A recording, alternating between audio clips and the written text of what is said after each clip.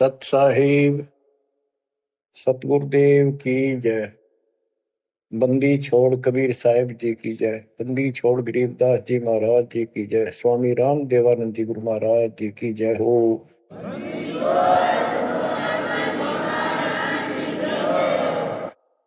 सर्व संतों की जय, सर्व भक्तों की जय, धर्मी पुरुषों की जय।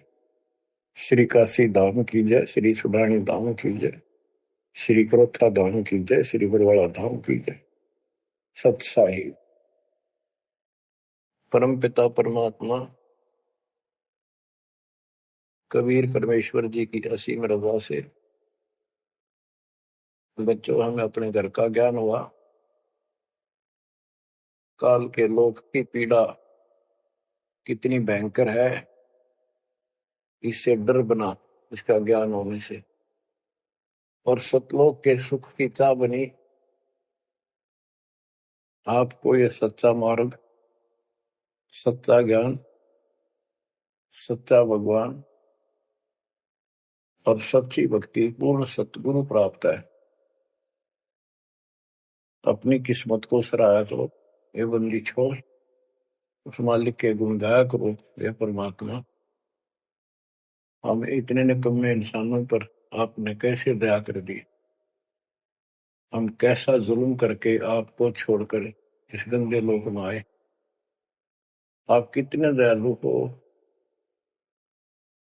गरीबदास जी कहते सतगुरु आए दया करी, इस गंदे लोक में झांके भी कोई नहीं ऊपर जाने के बाद। गरीबदास जी कहते सतगुरु आए दया करी इसे गंदे लोक में, और उस सुख स्थान को छोड़कर जैसे केशव और कबीर रूप में जब मालिक दोनों रूप धारण करके आपस में चर्चा करते हैं, हमें समझाते हैं। केशव कहता है कहो कबीर क्यों उतरे ऐसे मुल्क मलिन, इसे मलिन लोक में क्यों आए आप। और वो छोड़े हीरे मोती लाल वहां ऐसे सुख सुविधा छोड़े आप। तो कबीर साहब कहते हैं भवसागर में आए हैं जीव हमारे लाल, इनके लिए आया गोता मारू स्वर्ग में जा बैठू पाताल, गरीबदास ढूंढता फिर अपने हीरे मोती लाल। देखो सतगुरु आए दया करी ऐसे दीन दयाल, बंदी छोड़ वृत्तास का उसका गुण है। बंदी छोड़ काल के लोक से छुड़वाने वाले और जक्ष अग्नि प्रतपाल, हमारा पालन पोषण धारण पोषण करने वाले वही हैं। बच्चों आपको इतना ज्ञान सुना दिया और सुना रहे हैं, इस ज्ञान से आपके अंतःकरण में ये फाइनल हो जाएगा एक दिन। क्योंकि बार बार कोई वस्तु सुनते हैं उसका धीरे धीरे असर बनना शुरू होता है। तो बच्चों परमात्मा प्राप्ति के लिए हम बहुत समय से प्रयत्न करते आ रहे हैं। युग बीत गए अपने को युग। अब आपको सरपंगी साक्षी के अंक की वाणी सुनाता, क्योंकि इस अमर वाणी से अमर ग्रंथ से हमारे को ये पता चलेगा कौन सी साधना गलत है। हम किन को संत साधु मानते थे, वो कितने सफल रहे या असफल रहे। ग्रीव चुंडित मुंडित भद्रा, मोनी मैल न पावे, दो मर पान ठडेसरी ये दो जक धक्के खावे। चुंडित बड़े बड़े जटाधारी, बाल रखे हुए हों, कंठी माला पहन रखी हो, कान कून पड़वा रखा हो, या वैसे मुंड मुड़वा रखे हो, गले में मालाएं हो, राख लपेट रखी हो, या कति सिर कोरा कचकोला कढ़ा रखा उस तरह करवा कर, और गेरवे कपड़े भगमा कपड़े पहन रखे होते हैं। कुछ सुल्फे पीवे और ठंडे स्त्री खड़े होकर तप करते हैं, ठंडे स्त्री बोलते हो। तो कहते हैं गरीब चुंडित मुंडित भद्रा, मोनी मैल न पावे। कुछ मौन रखते हैं, ड्रामा करते हैं, ढोंग करते हैं कि साधु बोलता नहीं भाई, 6 साल से मौन बैठा है, और संकेतों से काम करे सारा।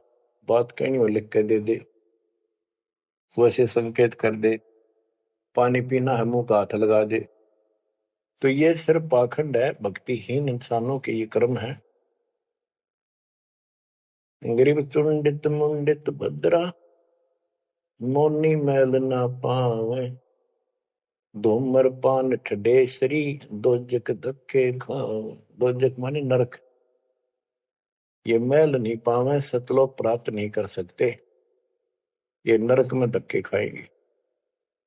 गरीब योग नहीं यो रोग है, जब लग नाम न चीन, घर घर द्वारे भटकते, भेख बिना यकीन।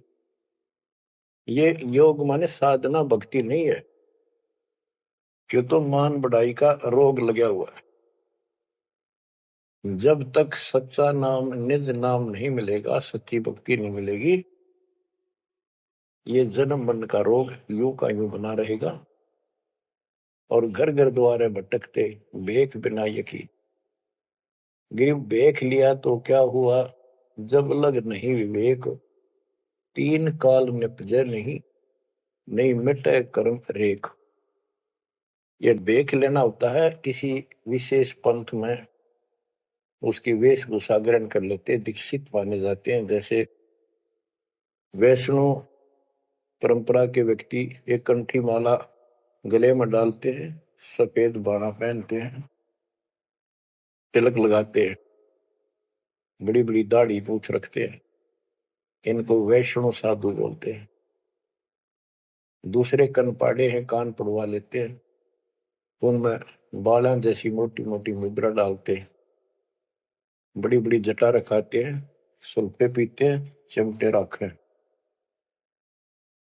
गरीब भेख लिया तो क्या हुआ, जब लग नहीं विवेक, तीन काल निपजे नहीं, नहीं मिटे कर्म रेख। कि ये अलग से कोई वेशभूषा बना के भाई ये आडंबर कर भी लिया, बिना विवेक बिना ज्ञान के इससे कोई लाभ नहीं होगा। तीन काल निपजे नहीं, यानी कदे भी लाभ नहीं होगा, कभी भी नहीं मिटे कर्म रेख, यानी कर्म के दंड, पाप कर्म नहीं कटेंगे। गरीब अधः कपाली तपत है, तल सिर ऊपर पैर, दम का खोज न जाने ही, क्या देही सो बैर। क्या बताते हैं कि कोई ऊपर न पैर और नीचे सिर करके तपता है, कोई किसी प्रकार से कठिन साधना करता है, कि तुम श्वास के सिमरण का, दम का खोज न जाने ही, क्या दे ही सो बैर।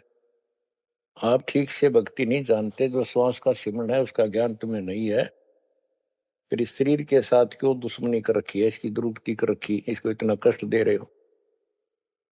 गरीब यादे ही सोंगी नहीं, महंगी रत्नो मोल, जय जाने तो राम जप, नहीं कुल कपाट न खोल।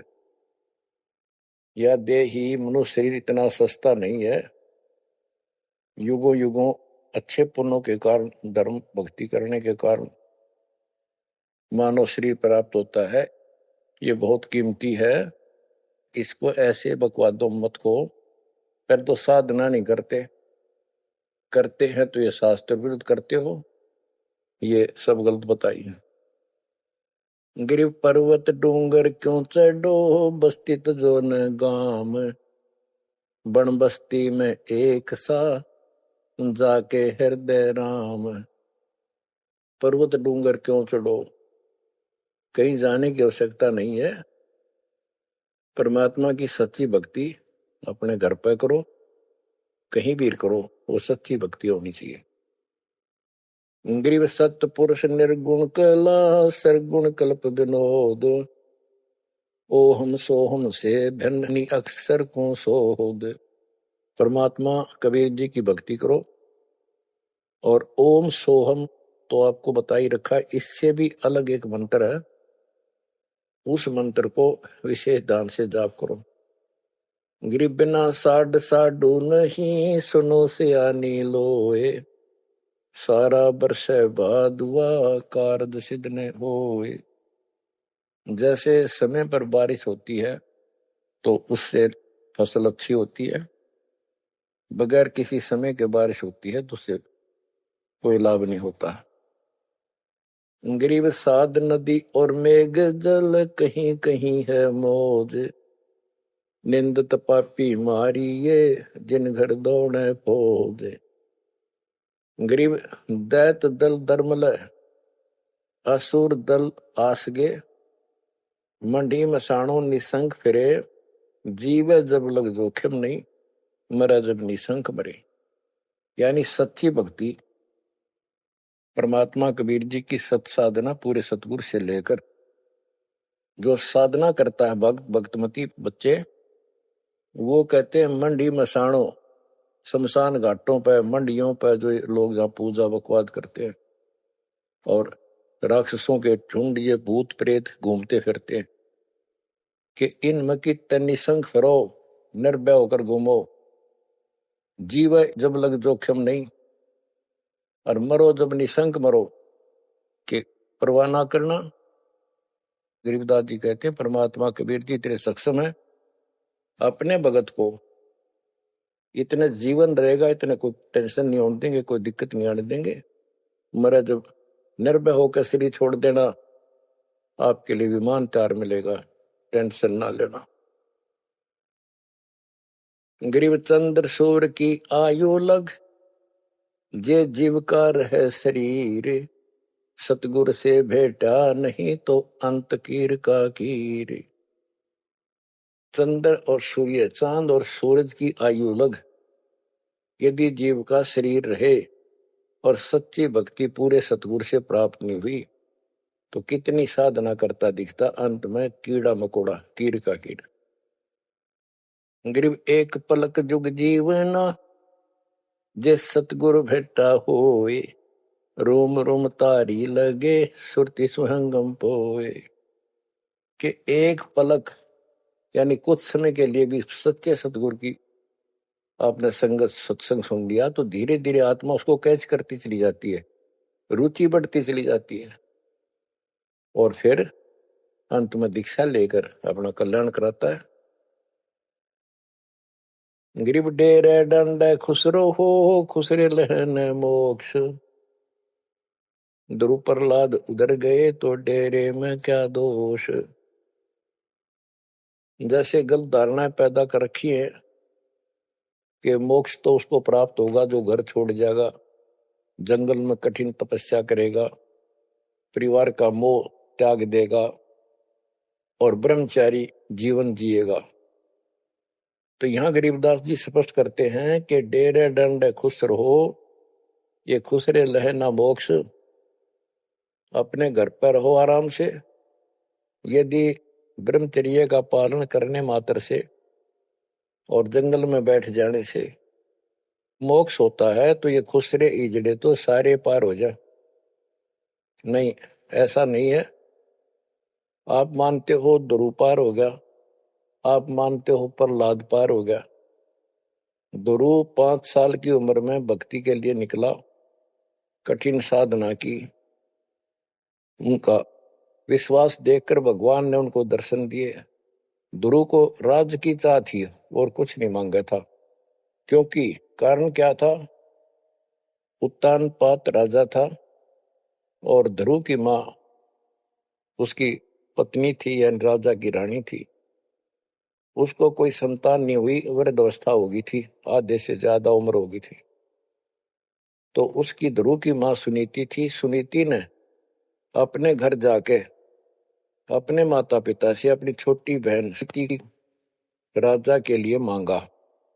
कारण ये था कि एक दिन नारद जी आए, नारद जी ने बताया उस सुनीति को, ध्रुव की माँ को, कि राजा दूसरी शादी करे, उसके बाद आपको पुत्र पहले होगा, उसको बाद में होगा। वैसे संतान नहीं होगी, यह संयोग है। रानी ने राजा को मनाया, अपने घर वालों से रिक्वेस्ट करी, आखिर में उस लड़की छोटी बहन को राजा के शादी करवा दी। अब सुरीति ने ये ईर्ष्या होगी कि मेरी बहन ने मेरा जीवन बर्बाद कर दिया, एक बूढ़े का ब्याह करवा दिया मेरा, मैं किसी राजा के शादी होती, स्वतंत्र रहती। जब विवाह करके राजा लेके आ रहा था अपनी सुरीति सेकंड पत्नी को, राज की सीमा पर जाके रथ रुकवा लिया और बोली वो सुरीति, मेरी कंडीशन है, ये मानोगे तो मैं आगे कदम रखूंगी, नहीं मैं तेरे साथ नहीं जाऊंगी। राजा ने पूछा क्या बात है? कि जो मेरी बहन है उसको निकाला दे दे, उसको अलग रखेगा, उसको खाने का भी माप तोल के देना होगा, दुहागन करेगा। इसमें काफी कंडीशन होती, दुहागन के लिए अलग से मकान बनाया जाएगा। राजा ने मान लिया। और दूसरे ये होगा कि जो मेरा पुत्र होगा उसको राज मिले, मेरी बहन के पुत्र को राज न मिले। इस तरह की शर्त सारी राजा ने मान ली। आगे फिर पहले ध्रुव हुआ। ध्रुव जब उत्पन्न हुआ उस समय माँ वैराग्य में थी, घर से अलग दूसरी जगह रखा हुआ था। और ये बहुत लंबी कहानी है, इतना यहां नहीं बता पाऊंगा। तो उत्तम को राज दे दिया, ध्रुव को धिक्कार दिया, भगा दिया उसकी मां ने। तो ये लंबी कहानी है, या इतना समय नहीं मैं आपको बता पाऊंगा। तो ध्रुव परमात्मा से राज लेने के लिए मां से पूछा ध्रुव ने, मां उत्तम को राज किसने दिया? बेटा भगवान देता है, परमात्मा ने दिया, उसके भाग में लिख दिया, तेरे भाग में नहीं है। तो ध्रुव बोला मैं भगवान से राज लूंगा। यूं कहकर छोड़ कर चल पड़ा। 6 महीने तक एक पैर पे खड़ा होकर या जैसे भी तपस्या खूब की, जाप किया। पिछले संस्कार से होता ही है, वैसे तब तो दुनिया करती है। पिछले युगों का बहुत संस्कार भक्ति करते करते आए हुए थे, और वो काफी संग्रहित थी, उसके प्रति फल मालिक ने उनको ऐसा कुछ कर दिया। परमात्मा प्रगट हुए, बोले भाई क्या मांगता है बोलो। मुझे राज चाहिए भगवान, मुझे राज दो। ठीक है, राज दे दिया कि पहले तो यहां कर, फिर तुझे ऊपर अलग से नगरी बना के दूंगा द्वीप। ध्रुव वापस आ गया। उधर से ये दोनों बड़े हो गए, उत्तम भी और ध्रुव भी। उत्तम का विवाह भी हो गया, ध्रुव का विवाह भी हो गया। उत्तम मारा गया एक राजा से युद्ध होने से, तो राज भी ध्रुव को मिल गया, और उत्तम वाली जो पत्नी थी वो भी ध्रुव के साथ लगाई गई। तो कहने का भाव ये है, बकवाद नहीं चले। वे विचार परमात्मा को कति पसंद नहीं, पर शादी विवाह कभी मना नहीं किया। ब्रह्मा विष्णु महेश तीनों शादीशुदा, और इनके उपासकों को ब्रह्मचारी रहना चाहिए। अच्छी बात है, बकवाद नहीं करनी चाहिए, लेकिन ये एक गलत धारणा बनाना अच्छी बात नहीं। गरीब डेरे डंड है खुश रहो, खुश रहे लेना मोक्ष, ध्रुव प्रहलाद उधर गए, तो डेरे में क्या दोष।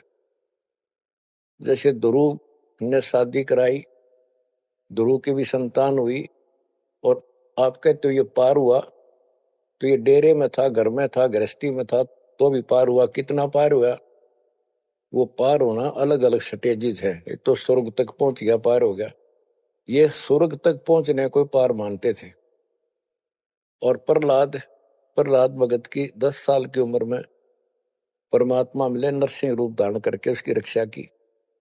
उसके बाप राक्षस को मारा, प्रहलाद को राज्य दिया, और शादी कराई प्रहलाद ने बड़ा होकर के।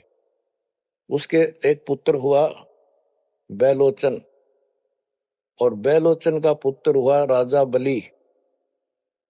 यानी प्रहलाद का पोता राजा बलि था, जिसने 100 अश्वमेघ यज्ञ की थी, और भगवान बावना रूप धारण करके उसकी सोमी यज्ञ को खंड कराने के लिए गए थे। तो कहने का भाव ये है, गरीबदास जी कहते डेरे डांडे खुश रहो खुश रे लहना मोक्ष, ध्रुव प्रहलाद उधर गए। इनका उद्धार हो गया। कितना हो गया वो उस भक्ति पर निर्भर करता है। तो इस गृहस्थी में क्या दोष है। गरीब ज्ञानी को सतगुरु मैंने खोजी दीन ताड़, सिर पर सत कबीर है उड़ी भरम की बाढ़। हमारी ये भरम की बाढ़ हमारी सब शंकाएं समाप्त कर दी कबीर भगवान के अमृत ज्ञान। कबीर और ज्ञान सब ज्ञानड़ी, कबीर ज्ञान सो ज्ञान, जैसे गोला तोब का करता चले मैदान। गरीब दत्ता जी आगू मेले, दक्षिण बीच दयाल, सूखा खोट हरा हुआ ऐसे दीन दयाल। दत्ता जी आगू मिले, दक्षिण बीच दयाल, सूखा खोट हरा हुआ ऐसे दीन दयाल। बच्चों, संत गरीबदास जी ने ये वाणियां कैप्सूल रूप में बना रखी हैं, जैसे पुड़िया होती है। इस एक पंक्ति में बहुत बड़ी कथा इसके अंदर भर रखी है। ये सुनाता हूं। एक दत्ता तथा जिया नाम के दो ब्राह्मण भाई थे। इनको तत्वा जीवा भी कहते हैं। ये अपनी देसी भाषा में गरीबदास जी ने दत्ता जिया का है। ये गुजरात स्टेट के अंदर एक भरूच शहर है, भरूच, समुद्र के किनारे पर। और उससे 12 किलोमीटर दूर एक मंगलेश्वर गांव है। हम खुद देख कर आए थे उसको, उस स्थान को। कई भगत थे मेरे साथ। तो मंगलेश्वर गांव के पास एक शुक्ल तीर्थ नाम का गांव हुआ करता था, जिसमें जिया और दत्ता ये दो ब्राह्मण भाई भी रहते थे। वो सारा ब्राह्मणों का ही गांव था। वो आसपास गांव में जाके पंडिताई किया करते थे। दत्ता और जिया बहुत ही परमात्मा के चाहने वाले थे।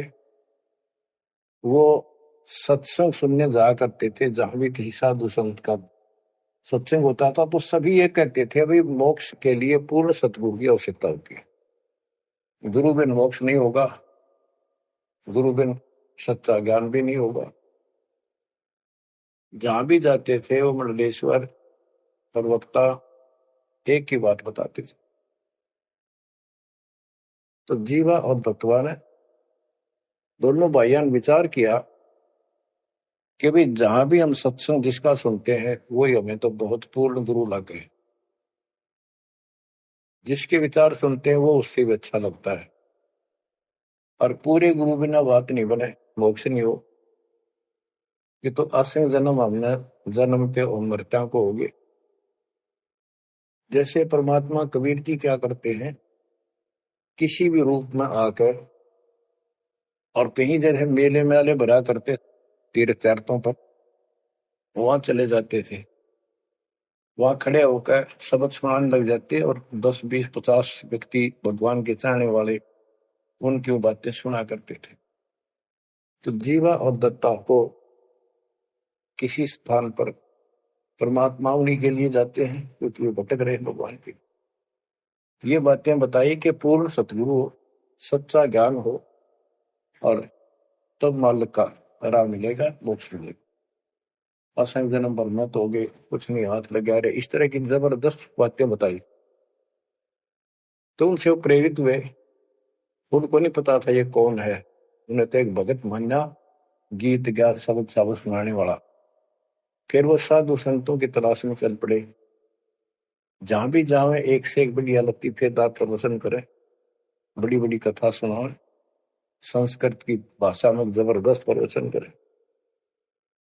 आखिर उन्होंने सोचा भी एक हम कैसे निर्णय करें, यो संत पूरा हरियो नहीं, हम किसी को पूरा संत मानकर उसके आश्रित हो जावा, अंत में उस पता चले उस पूरा नहीं, मनुष्य जीवन तक गया ही, ये बार बार नहीं मिलेगा। आखिर में उन्होंने एक फैसला कर लिया कि हम एक बड़ के पेड़ की सूखी टहनी लगाएंगे, गमला बना कर धरती में गड्ढा खोद कर जैसे पौधा लगाया, और जिस संत के चरणामृत से ये हरी होगी हम उसको गुरु बनाएंगे। उन्होंने सब मंडलेश्वरों जहां भी कोई चर्चित संता होंगे बेचारे दुख सुख पाकर पैदल चल लगे, उनके चरण धोए, महाराज चरणामृत देते, कौन मना करे चरणामृत को, लावे और डालना, कोई कुछ नहीं हुआ। क्योंकि आखिर में उन्होंने कहा है परमात्मा धरती पे संत नहीं है, और संत नहीं है तो हमारा मोक्ष नहीं, इसलिए हे परमात्मा हमारा को मानुष जीवन शेष बचा है, इसको खत्म कर दो, हम दोनों को मार दो, कभी पृथ्वी पर संत हो तब जन्म देना। यूं कहकर खूब फूट फूट कर रोने लगे।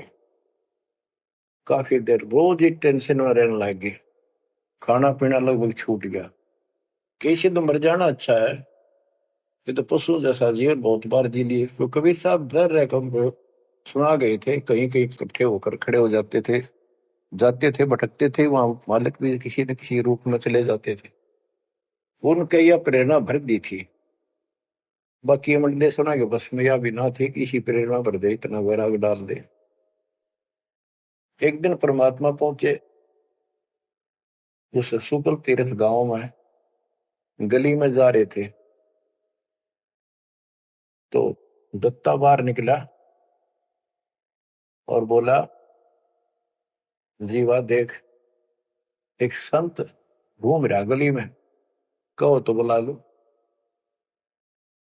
जिया बोला रहे, संत इसे मंडलेश्वर देख लिए कि सड़क छाप पर के पाओगे, क्यों जी दुखी करे और कई दिन रोना पड़ेगा, कुछ ना इनका पल्ला। दत्ता बोला, मेरा तीसरा दिल करे है, बुला लो लेक में। भाई साधु सा दिखा है, चेहरे से बहुत अच्छा लगा, देखते ही आत्मा खुश हुई। जिया बोला, बुला लो, मैं क्यों नाटू। वो तो बुला लिया, एक बैठने का मुद्दा सा दे दिया, सटूल सा, बैठो महाराज बैठो। जीवा ला परात निकाल कर थाली, महाराज के चरण दो के और जा जिया उसमें डाल दे, पौधा में डाल, अगर संता के चरणामृत इधर उधर में डालिए कितना, गमले में डाल दे। जीवा डालने लग रहा है, डालते डालते उसको पोपल फूट आई, वट वृक्ष की टहनी के। जिया बोला, दत्ता आइए आइए, क्या होगा। दोनों देखकर सुन हो गए, आते पैर पकड़ लिए। हे परमात्मा, हमने तो ये सोच लिया था धरती पर संत नहीं है। कबीर साहब बोले, जिस दिन पृथ्वी पर संत नहीं होगा आग लग जाएगी इस पर, या कोई नहीं बचेगा, काल फूक देगा इस पृथ्वी को। हे मालिक आप पहले क्यों ना आए, हम तो बहुत भटक लिए थे, हम तो सोच लिया था धरती में कोई संत नहीं, और हम तो मरा हो भूखे पैसे रह के, कति ना जीण के रहे थे ना मरण के। तो परमात्मा से काफी लिपट के सीने के लग के कभी चरणों में गिर के और सो शुक्र बनाओ, हे परमात्मा पहले क्यों नहीं आए, हम तो हमारे लिए कति सारे घूम लिए मंडलेश्वरों के, किसी के पास कुछ नहीं पाया। परमात्मा बोले, बच्चों ये संत की पहचान नहीं थी जो तुम कर रहे थे, ये तो सिद्ध भी कर दे, थोड़ी बहुत चमत्कार जादूगर कर देते हैं, हथेड़ी में गेहूं हरे कर देते हैं, ये कोई पहचान थोड़ी तुमने ये क्या तरीका अपनाया था। संत की पहचान ज्ञान से होती है, समाधान से होती है। और मैं पहले भी आ सकता था, लेकिन आपका कति विश्वास नहीं रहा हो, मेरे में कति विश्वास नहीं बनना था, क्योंकि मैं तो आपके हिसाब लग रहा हूं जैसे आंधड़िया फिरनिया मांगड़िया खड़िया, और वो मंडलेश्वर जिसके हजारों बड़े बड़े सेठ साहूकार शिष्य, तुमने सोचो कि और भी कोई होगा जरूर, इसने सड़क छाप न के छोड़, उनके पास जाते, वहां कुछ मिलना था नहीं तो मेरे ते भी चले जाते। गुरु के प्रति नाम दीक्षा लेने के बाद स्वप्न में भी नहीं आना चाहिए आन कोई नकली संत। लेकिन कबीर साहब ये भी कहते हैं कि जब ल गुरु मिला नहीं साचा, तब ल गुरु करो 10 पाचा। पूरा गुरु ना मिला, इतने चाहे 100 छोड़ दो, 10-20 कितने छोड़ने पड़ो, त्याग दो, लेकिन मेरे प्रति तुम्हारी अविश्वास हो जाता तो मेरे से खत्म हो जाते आप। इसलिए मैं लास्ट में आया हूं, तुम्हारी सारी फड़क निकल ली, तुम कभी थक कर और छक कर बैठ चुके थे कि कोई कितना कुछ नहीं किसी के पास, ये सिद्धि भी कोई ना इनके पास, ये बनने इनकी फेल कर दी ना, कोई इनको चमत्कार भी कर दे उतारे लिए, इसलिए फेल करी कि ये पहचान संत की नहीं होती। लेकिन तुम मेरे पिछले संस्कारी थे, इसलिए मैं काल के मुंह में तुम्हें नहीं जाने दे सकता। एक भक्ति करो। अब उन्होंने सब वो बकवाद पूजाएं जो यजमान बना रखे थे वो छोड़ दिए। कोई किसी के झाड़े जुड़े लाना या किसी के मृत्यु पे जन्म होने पर किसी का नहीं जाना छोड़ दिया, सत साधना करने लगे, जमीन थी अपना खेती करें और परमात्मा की कृपा से बढ़िया गुजारा हो गया। ब्राह्मणों को इस बात की ईर्षा होगी कि इन्होंने तो धर्म बदल लिया और हमारी सब क्रियाएं छोड़ दी, उनको जाति से निकाल दिया। फिर क्या होता है, चलो निकाल ले रो जाति तो कोई फर्क नहीं पड़ता, उन्हें तो अपना कमा के खाना था और भक्ति करनी थी, मोक्ष पाना था। एक का लड़का था, एक का लड़की थी, दोनों भैया जवान हुए। ब्राह्मणों को यहाँ शादी के लिए जावे, रिश्ते के लिए लड़की का सब मना कर दिए, तुम तो जाति से बहिष्कृत हो, हम तुम्हारी कन्या का वहां नहीं लेंगे, रिश्ता नहीं लेंगे। दोनों टेंशन में आ गए। कबीर साहब बोले ऐसे करो, तुम ये अफवाह फैला दो कि भाई जीवा का लड़का और दत्ता के लड़के की शादी कराएंगे उस दिन, और वो तो कोई हमारे बच्चा ने उठता नहीं, हमने तो आपस में ब्याह करना पड़ेगा इनका। ये सारा सुरसराट फैला दिया, पंडितों की पंचायत हुई। उन्होंने कहा भाई विचार किया कि ये तो निकम्मे होंगे सो होंगे, फिर बच्चों का क्या दोष है, बच्चा नाम ब्याह भाई ये तो जुल्म होगा, कति दिन भ्रष्ट हो जाएगा, पान भाई का ब्याह कदे हुआ करे रह, कति दुनिया थूकेगी हमारे गांव के गांव को। पंचायत होने के बाद 10-20 आदमी आए, इन्हों बोले भाई सुन दो, यू कदम उठाओगे तुम, यह बेटी मारी है, बेटा मारा है, हम इनका रिश्ता करें। दोनों का रिश्ता हो गया। परमात्मा बोले देखा बेटा, मांग लेगी ना फटकड़ी, रंग भी आया चोखा, हो गया ब्याह भी हो गया और सारे काम हो गए, टेंशन ना लो। तो बच्चों मुश्किल से आसान करेगा आन के, एक के 100 बंजारा उतरा जान के। तो कहते हैं ऐसे कोई दिक्कत आओगी तो मालिक 100 समाधान निकालेगा, पर निकालेगा तब जब आप उसके प्रति पूर्ण रूप से समर्पित हो जाओगे।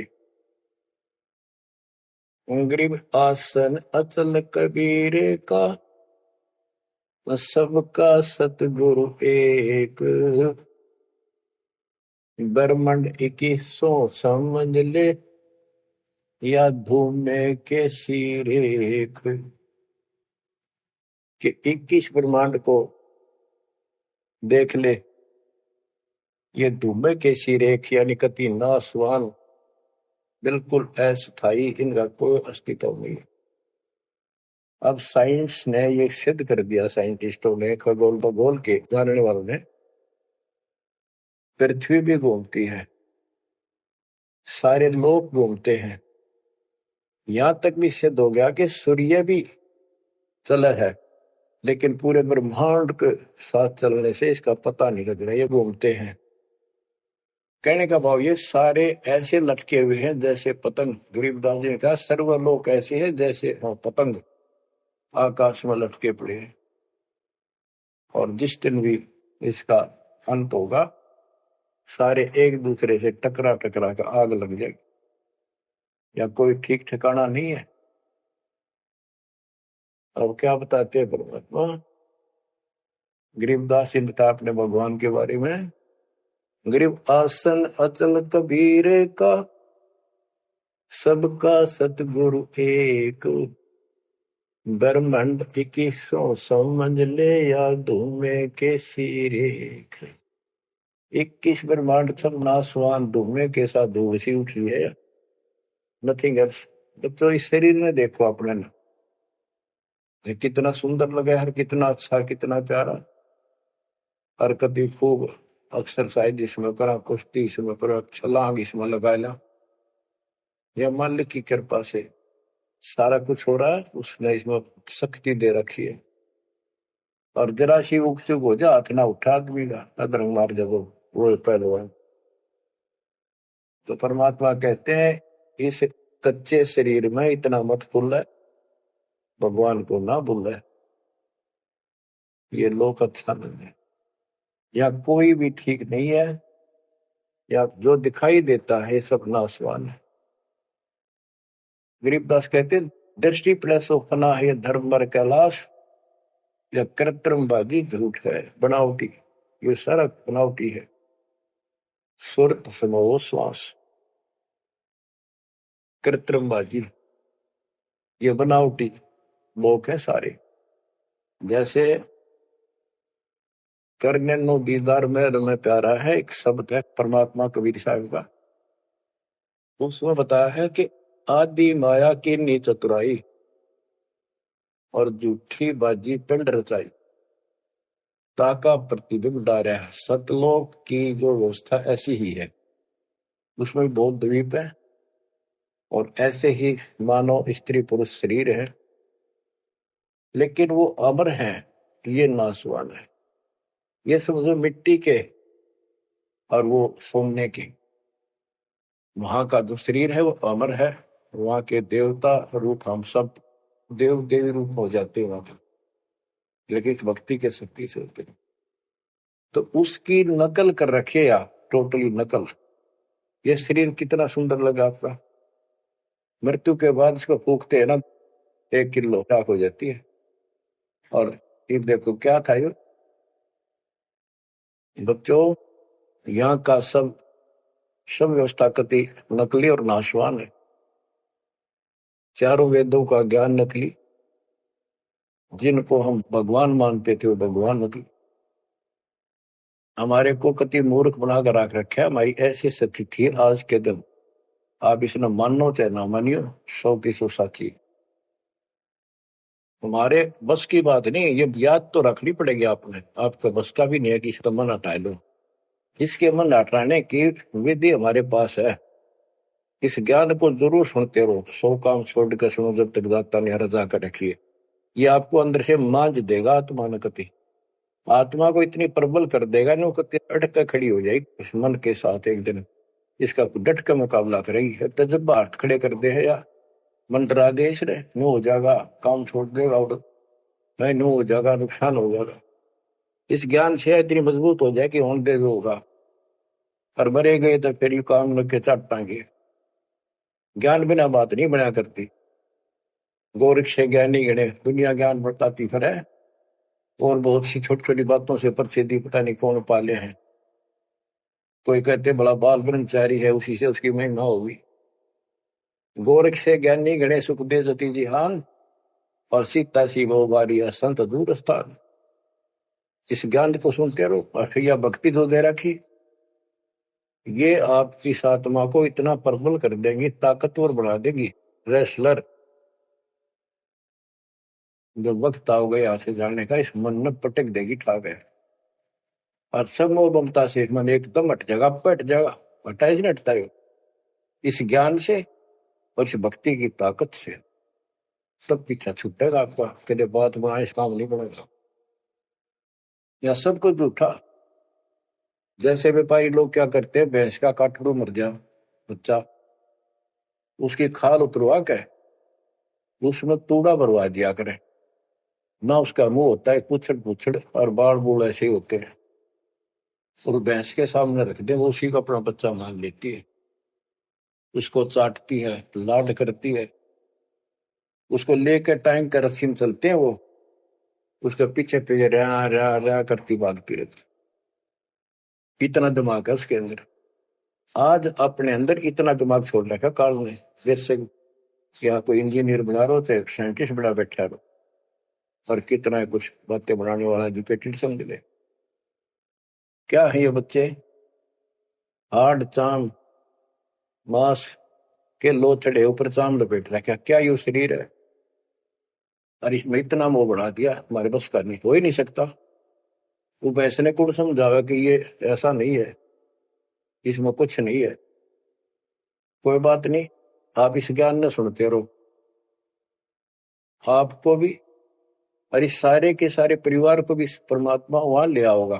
धीरे धीरे धीरे धीरे आप पर रंग कट जाएगी, किसा शरीर हो किसा भी हो।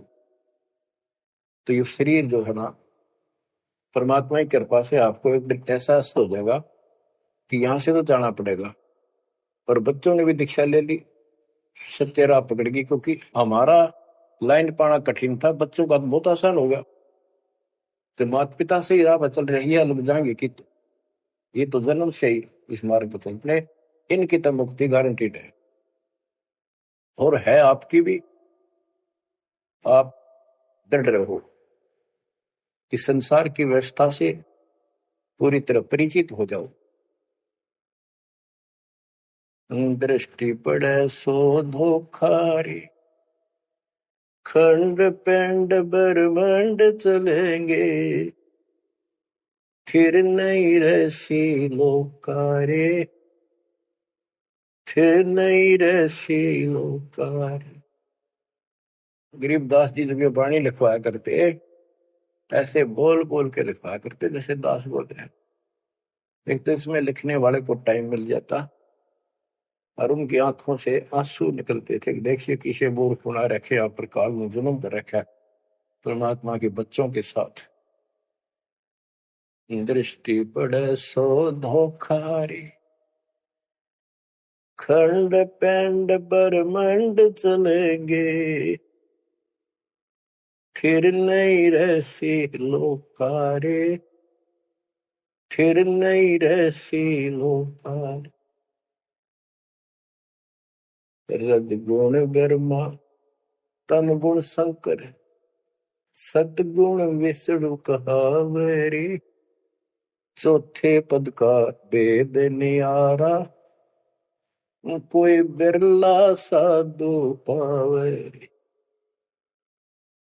बच्चों कितना क्लियर ज्ञान, ये सूक्ष्म वेद है, वेद। जैसे मार्कंडे पुराण में आपको दिखाया, रजगुण ब्रह्मा, सतगुण विष्णु, तमगुण शिव, ये तीन प्रधान शक्ति हैं काल की, और यही तीन गुण है, यही तीन देवता है। कबीर साहब ने सूक्ष्म वेद में कहा है, गुण तीनों की भक्ति में भरम पड़ो संसार, कह कबीर निज नाम बना, कैसे उतरो पार। तीन गुणों का मतलब, तीन देव की जो करते भक्ति, उनके कबू ना हो मुक्ति। बता सिद्धि इस बात ने कोई कह को पर विश्वास करता अपने। अब तो इतने प्रमाण धर दिए ठाक है, गुंजाइश नहीं छोड़ी मन को कि यो बकवाद कर दे झूठ से, या आपकी किस्मत जोर करनी कि आपने इसको ध्यान से सुन लिया, समझ में आ गया। रजगुण ब्रह्मा, सतगुण विष्णु, तम गुण शिव जी, स्पष्ट कर दिया गरीबदास। और चौथे पद का इनका पिता चौथा, इन अपने पिता का भी नहीं पता आज तक, क्या माया बुका दे है न, इसने उसको धमका रखा कि मेरा भेद नहीं दे देगी, या इसके वश पड़ेगी तो क्या करे बेचारी। ऐसे औरत को ऐसे दबा कर रखा जाता, पुरुष प्रधान है यहाँ पर, इसी कारण से।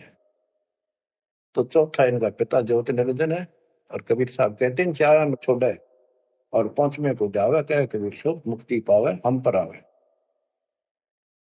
ऋग यजु है श्याम अथर्व, चारों वेद चतुर्भंगी रे, सूक्ष्म वेद वाचे साहिब का, सोहन सा सतसंगी रे।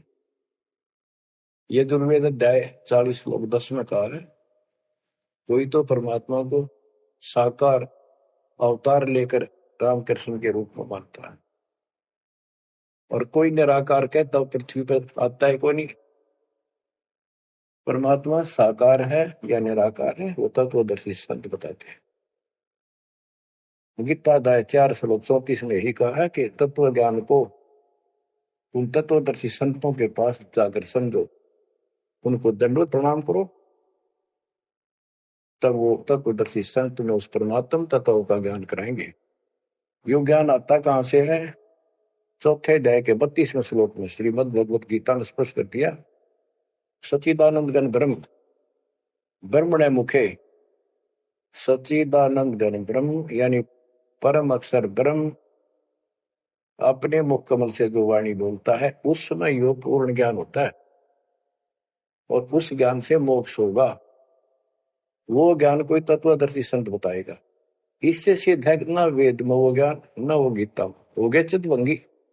कित ढूंढा उसने, भ्रमित ज्ञान है इनके अंदर, इनकम्प्लीट ज्ञान। ऋग यजु है श्याम अथर्व, चारों वेद चितभंगी रे, सूक्ष्म वेद वाचे साहिब का, सोहन सा सतसंगी रे। बच्चों, आप वो सूक्ष्म वेद सुन रहे हो, पढ़ रहे हो, वांच रहे हो, आप वास्तव में सत्संगी हो। अलंकार अग है अनुरागी, दृष्टि मुष्टि नहीं आवरी, अकैलोक का वेद न जाने, फिर चार वेद के गावे। जब तुझे ऊपर के अकैलोकों का ज्ञान नहीं, अकैलोक वो चारों अमर लोकों को अकैलोक भी कहते हैं, और लास्ट वाले को नामी और अकैलोक भी कहते हैं। ऊपर वाले अकय का अर्थ होता जिसने आज तक किसी ने ना बताया हो ना कहा हो उसकी जानकारी।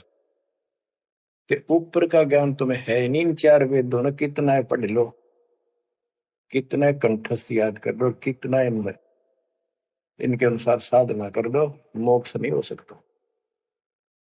बच्चों, कमाल की बात देख लो, ये वेद ऋषि पट का जख मार कर चले गए, किससे समझ में नहीं आई। कबीर साहब कहते, गुरु बिन वेद पढ़े जो प्राणी, समझे अनुसार रहे। चारों वेदों में कितना भी और मंत्र नहीं है। यजुर्वेद अध्याय 40 मंत्र नंबर 15 में एक ओम नाम है, स्पष्ट लिखा उसमें, ओम करतु समर किलवे समर करतुम समर। ओम नाम का जाप काम करते करते करो, विशेष कर्तव्य समझ कर मनुष्य जीवन का, और कसक के साथ, नथिंग एल्स। ऐसे गीता चारों वेदों का सारांश है। 8वें अध्याय के 13वें श्लोक में लिखा है, ओम इति एक अक्षरम ब्रह्म व्यवहारण मां मनुसंग्रम, यह प्रियाति तदन देह सयाति परमाम गतिम। मुझ ब्रह्म का केवल एक मंत्र है, इसका एक अक्षर का अंतिम सांस तक इसकी जो भक्ति करता है, इससे प्राप्त होने वाली मुक्ति प्राप्त करता है ब्रह्म से। श्री देवी महापुराण के अंदर 6ठे स्कंद में हिमालय राजा को देवी फाइनल कर देती है कि राजा तू और सब बात छोड़ दे, मुक्ति चाहता है तो मेरी साधना ही भूल जा, तो ब्रह्म की भक्ति कर। उसका ओम नाम है, वो ऊपर दिव्य आकाश रूपी ब्रह्म लोक में रहता है, तेरा कल्याण वहां चला जाएगा। गीता अध्याय 8 श्लोक 16 में कहा कि ब्रह्म लोक में गए हुए पुनरावृत्ति में उनकी जन्म मृत्यु सदा रहेगी। अलंकार अग है अनुरागी, दृष्टि मुष्टि नहीं आवरे, अकैलोक का वेद न जाने, चार वेद के गावे। गीता अध्याय 15 श्लोक 4 में कहा है कि ज्ञान की प्राप्ति के पश्चात परमेश्वर के उस परम पद की खोज करनी चाहिए, जहाँ जाने के बाद साधक फिर लौटकर संसार में कभी नहीं आते। आवे जावे सो हंसा कही है, परम हंस नहीं आया रे। पांच तत्व तीन गुण दूरा, या तो कहिए माया रे। सुन मंडल सुख सागर दरिया, परम हंस परवाना रे। सतगुरु मंदी भेद लखाया, है सतलोक निदाना रे। वो परम पद, वो परम स्थान, वो सतलोक है। दादानी के बाद लौट कर गए। अगम दीप अमरापुर कोई, जा हिल मिल हंसा खेल रे। दास गरीब देश है दुर्लभ, साचा सतगुरु बेल रे। दास गरीब देश है दुर्लभ, साचा सतगुरु बेल। अगम दीप अमरापुर कोई, अमरपुर, अमरपुरी सतलोक अविनाशी परम धाम, सनातन परम धाम। जा हिल मिल हंसा खेल रे। वहां मौज मस्ती में रहते हैं भक्त, सारे बच्चे। दास गरीब देश है दुर्लभ, साचा सतगुरु बेल। वो लोक, वो देश बहुत दुर्लभ है, लेकिन सुलभ है सच्चे सतगुरु से। तो बच्चों, आपके ऊपर दाता ने कसर नहीं छोड़ रखी। इस सत्संग ने सुनते रहियो। ये थोड़े दिन की रजा है, घड़ी नहीं हुआ करती। कार्ड में सुहान देनी आप अच्छी तरह ठीक से विचार करने बैठ के। कोई बात ना, ये वाणियां रिकॉर्ड हो चुके थे, ये बाद में आपको दिए जाएंगे। रोज दिल्ली सुनो और भक्ति करना, और परमात्मा की कृपा से का बेड़ा पार होगा तुम्हारा। नोट कर लेना। सह परिवार सतलोक जाओगे। मालिक आपको मोक्ष दे, आपकी बुद्धि मालिक में दंड करे। गंदे लोग की यथार्थता तुम्हारे सामने आंखों के आगे घूमने लग जा, और सतलोक की चाह प्रबल हो जा। जहां साता बसा हुई, मन कर्म वचन समरियो सो। परमात्मा आपको मोक्ष दे, सदा सुखी रखे। सत्साई।